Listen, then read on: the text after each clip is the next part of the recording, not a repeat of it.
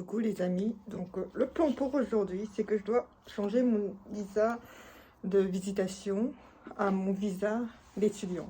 Parce que mon visa de visitation ça garde ça 6 mois et mon visa d'étudiant ça se renouvelle tous les ans. Et comme ça je peux finalement avoir une carte bancaire chinoise. Donc il faut que je prenne le métro pour 1h30.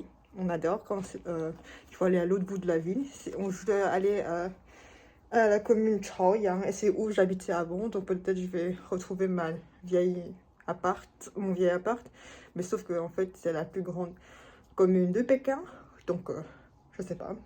Et après j'ai lunch avec ma grand-mère. Pas ma grand-mère, ma mère. Et j'ai ses affaires à la passer. Elle a acheté au mot des trucs qu'elle a fait livrer jusqu'à chez moi. Donc je vais les amener pour la voir.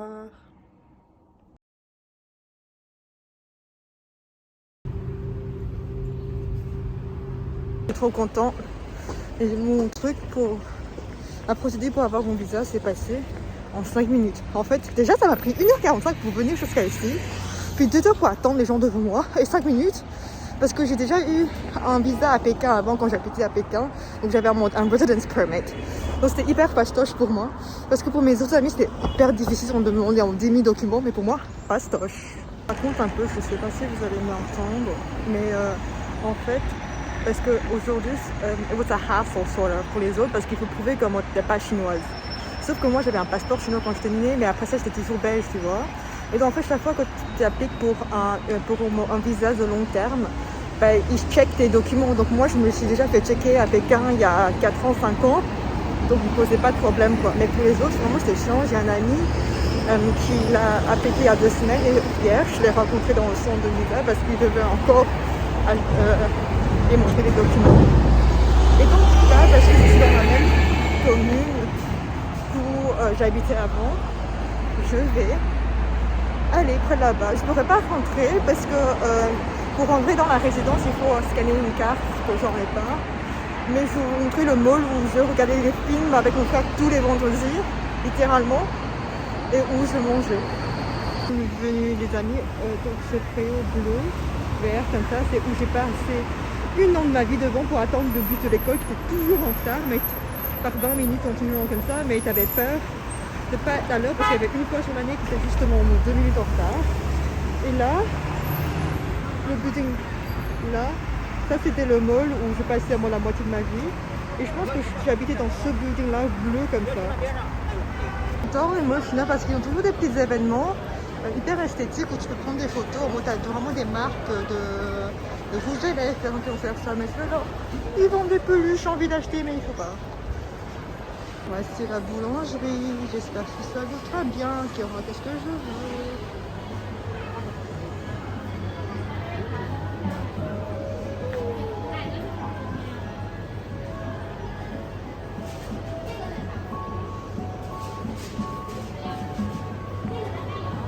Ans que j'étais pas là, ils ont changé plein de trucs parce que je m'en souviens avant il y avait un hôtel en face de cette porte là et c'était un Ibis, mais maintenant ils ont changé à un autre hôtel, donc je vais vous montrer.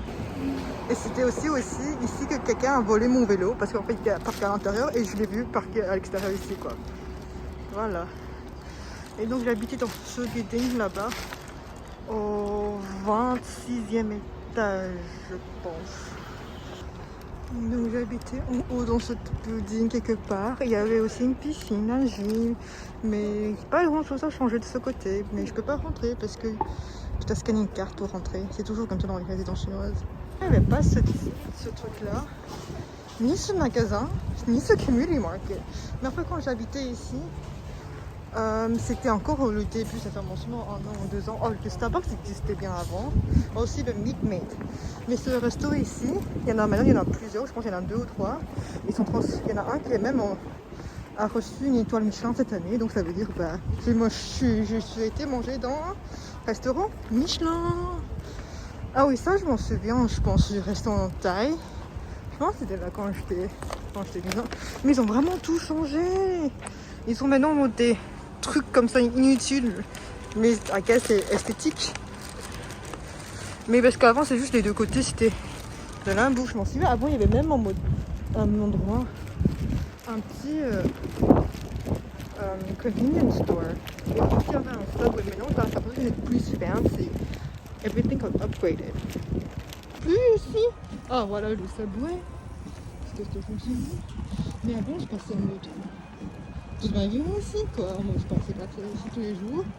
Et c'est à cause de cet heureux et le mall qu'on vient de passer par que j'ai grossi quoi. En mode, je pense que l'année que j'étais à Pékin, c'était la plus grosse que j'ai jamais montée. J'étais en mode à 57, 58 kilos quoi.